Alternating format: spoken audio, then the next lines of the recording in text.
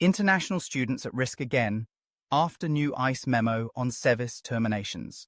International students whose SEVIS records were recently reinstated may once again find themselves in trouble due to a new internal memo issued by Immigration and Customs Enforcement, ICE. Charles Cuck, founding partner of Cuck Baxter, an immigration law firm, explains, "It turns out that ICE did not unrevoke the SEVIS registration to the date of their mess-up, aka the date of termination of the record. They reinstated it as of April 24th. That means these international students now have a gap in their SEVIS records, which, according to ICE's new policy, renders them out of status during that time. Being out of status can lead to serious consequences. These include being barred from re-entry for a certain period, 3 or 10 years, based on the length of unlawful presence, potential deportation, and difficulties with future visa applications.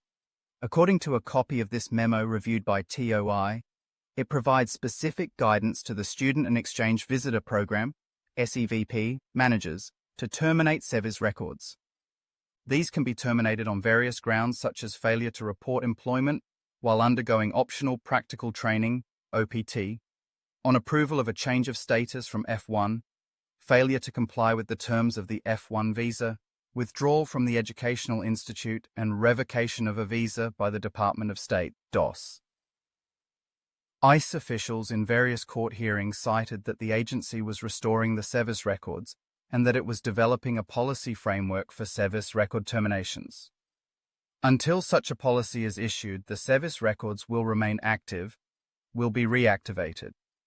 ICE will not modify the SEVIS records solely based on the National Crime Information Center, NCIC, finding that resulted in the recent SEVIS terminations. It stated, "NCIC is a central database for crime-related information maintained by the Criminal Justice Information Services Division, CJIS, of the Federal Bureau of Investigation, which provides access to various U.S. law enforcement agencies. However, the ICE memo that has now been issued has added another twist.